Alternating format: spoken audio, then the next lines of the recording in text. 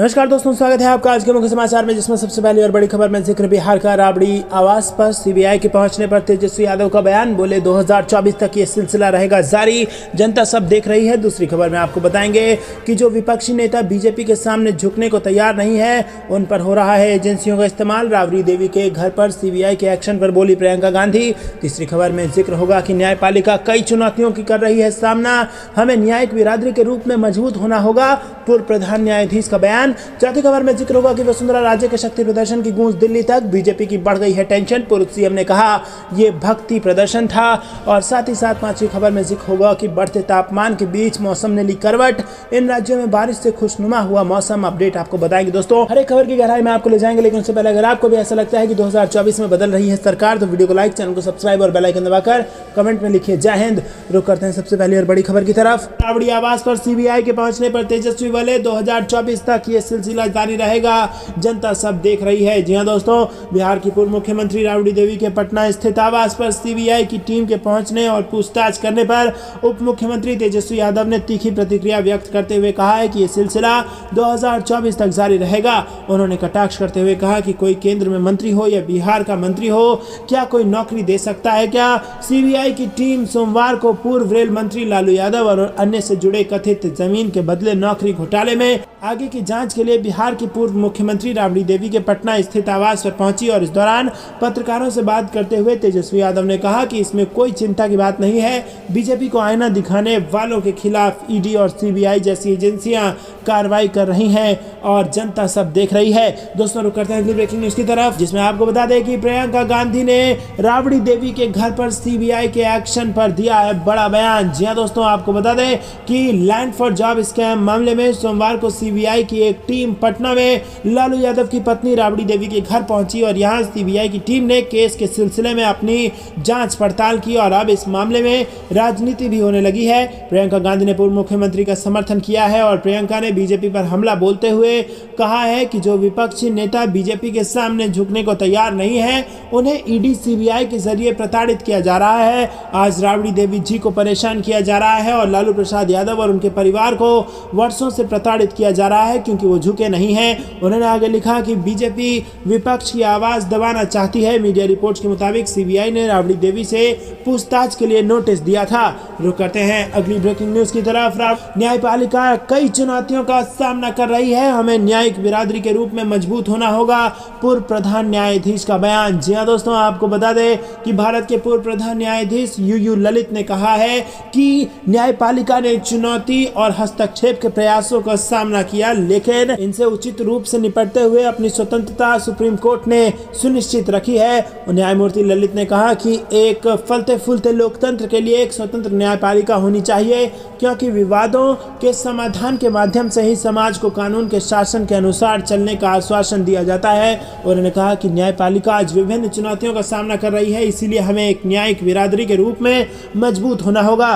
दोस्तों, रुक करते हैं अगली बड़ी खबर की तरफ। वसुंधरा राजे के शक्ति प्रदर्शन की गूंज दिल्ली तक, बीजेपी की बढ़ गई टेंशन, पूर्व सीएम ने कहा यह भक्ति प्रदर्शन था। जी हां दोस्तों, आपको बता दें कि राजस्थान की पूर्व मुख्यमंत्री वसुंधरा राजे के जन्मदिन पर शक्ति प्रदर्शन की गूंज दिल्ली तक सुनाई दे रही है। पार्टी आलाकमान चुनाव से पहले इस तरह के शक्ति प्रदर्शन से असहज बताया जा रहा है और यही वजह है कि वसुंधरा राजे अपने जन्मदिन कार्यक्रम को शक्ति प्रदर्शन बताने पर मीडिया से नाराज हो गई। और वसुंधरा राजे ने ट्वीट कर कहा कि देव दर्शन की कड़ी में शीश के दानी खाटू श्याम जी में हाजिरी लगाई तथा रिंग स्थित प्राचीन भैरू बाबा मंदिर में भी दर्शन कर सभी के अच्छे स्वास्थ्य व उन्नत प्रदेश की कामना की। दर्शन के बाद पत्रकार बंधुओं से भी वार्ता की। हर वर्ष मेरे जन्मदिन पर प्रदेश भर से आप, मेरा परिवार मुझे शुभकामनाएं देने आते हैं, लेकिन इसे शक्ति प्रदर्शन के रूप में प्रचारित नहीं करना चाहिए। वसुंधरा राजे ने कहा कि क्योंकि मुझे किसी शक्ति प्रदर्शन की जरूरत नहीं है, ये शक्ति प्रदर्शन नहीं बल्कि सही मायने में ये भक्ति और दर्शन है। दोस्तों, रुक करते हैं अगली ब्रेकिंग न्यूज की तरफ। बढ़ते तापमान के बीच मौसम ने ली करवट,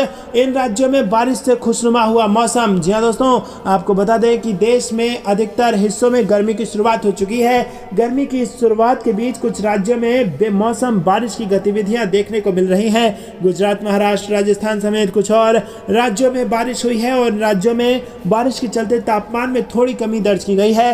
हालांकि मौसम विभाग की माने तो मध्य भारत और पश्चिम भारत से लगे हुए राज्यों से आज से लेकर 8 मार्च तक बारिश की गतिविधियां देखने को मिलेंगी। रुक करते हैं अगली ब्रेकिंग न्यूज की तरफ। बीजेपी को हराने के लिए मास्टर प्लान तैयार कर रही कांग्रेस अध्यक्ष मल्लिकार्जुन खड़गे ने बताई प्लानिंग। जी हां दोस्तों, कांग्रेस अध्यक्ष मल्लिकार्जुन खड़गे ने रविवार को कहा कि पार्टी आगामी दिनों में प्रधानमंत्री नरेंद्र मोदी के नेतृत्व वाली भारतीय जनता पार्टी सरकार का एक साथ मिलकर मुकाबला करने के लिए देश के विभिन्न राजनीतिक दलों को एकजुट करने का हर संभव प्रयास कर रही है। उन्होंने लोगों से राज्य में आगामी विधानसभा चुनावों में कर्नाटक में भाजपा सरकार को सत्ता से हटाने और कांग्रेस की सरकार बनाने का आग्रह किया। उन्होंने कहा कि यदि राज्य में कांग्रेस की सरकार बनती है तो सभी वर्गों और राज्य के विकास के लिए काम किया जाएगा।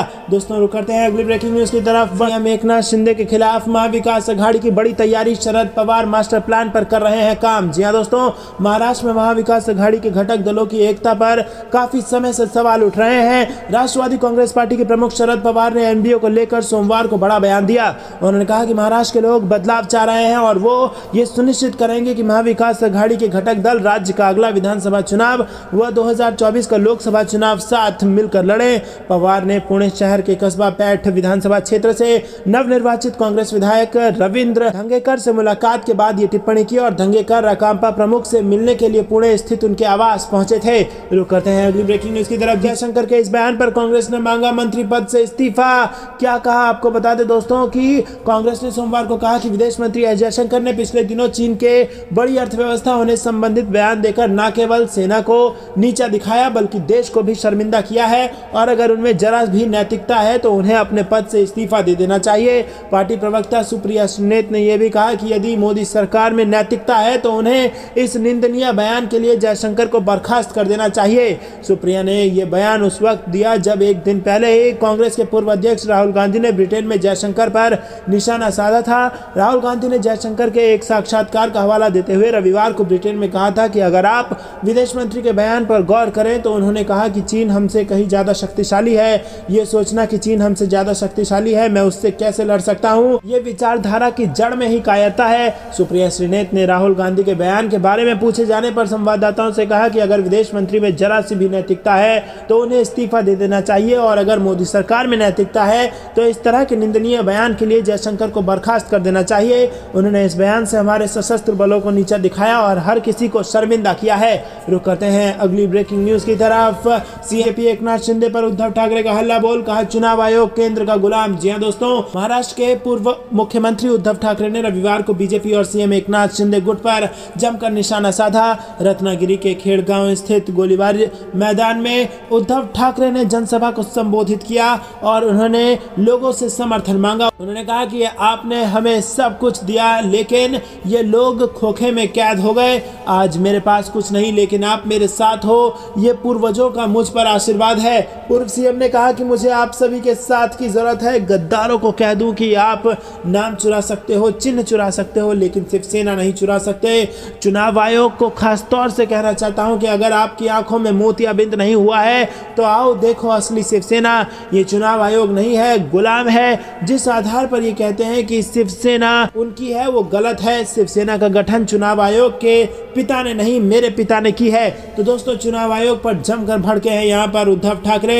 और इतना ही नहीं, आपको बता दें कि चुनाव आयोग पर लगातार सरकार का गुलाम होने का आरोप लगता रहा है और अब सुप्रीम कोर्ट ने भी चुनाव आयोग को लेकर एक बड़ा फैसला दिया है जिसमें उन्होंने कहा है कि चुनाव आयोग का जो मुख्य चुनाव आयुक्त है वो सीबीआई के डायरेक्टर की तर्ज पर चुना जाएगा। दोस्तों रुक करते हैं अगली ब्रेकिंग न्यूज की तरफ। जनतंत्र की रक्षक संस्थाओं पर बीजेपी का कब्जा, इसीलिए भारत जोड़ो यात्रा करनी पड़ी, राहुल गांधी का बयान। जी हां दोस्तों, विदेश में देश को बदनाम करने के आरोप पर कांग्रेस नेता राहुल गांधी ने बीजेपी पर निशाना साधा। उन्होंने फिर से कहा कि उन्हें कन्याकुमारी से कश्मीर तक करीब 4000 किलोमीटर लंबी भारत जोड़ो यात्रा करने के लिए मजबूर होना पड़ा क्योंकि वो सभी संस्थाएं जो लोकतंत्र की रक्षा करती हैं और अभिव्यक्ति की स्वतंत्रता देती हैं उन पर बीजेपी ने कब्जा कर लिया है। राहुल गांधी ने कहा कि उनकी भारत जोड़ो यात्रा ने पूरे देश को दिखाया कि असल भारत क्या है। उन्होंने कहा कि भारत के मूल्य क्या है, हमारे धर्म हमें क्या सिखाते हैं, हमारी अलग अलग भाषाएं क्या कहती हैं, हमारी अलग अलग संस्कृतियां हमें बताती हैं कि हम विभिन्न विभिन्न विचारों वाला एक देश है और हमने बिना किसी घृणा, बिना क्रोध और अपमान के सौहार्दपूर्ण तरीके से एक साथ रहने की क्षमता है हमें और जब हम ऐसा करते हैं तभी हम सफल हैं। यात्रा का यही संदेश था। बीजेपी ने राहुल गांधी की कैम्ब्रिज में दिए गए भाषण के बाद आरोप लगाया कि उन्होंने बार बार चुनावी हार के बाद विदेशों में भारत को बदनाम किया है। राहुल गांधी ने शनिवार को शाम को इंडियन जर्नलिस्ट एसोसिएशन द्वारा आयोजित इंडिया इनसाइट कार्यक्रम में संवाददाताओं से कहा कि मुझे याद है कि प्रधानमंत्री ने विदेश जाकर कहा था कि आज़ादी के 60 या 70 साल में कुछ भी नहीं किया गया है।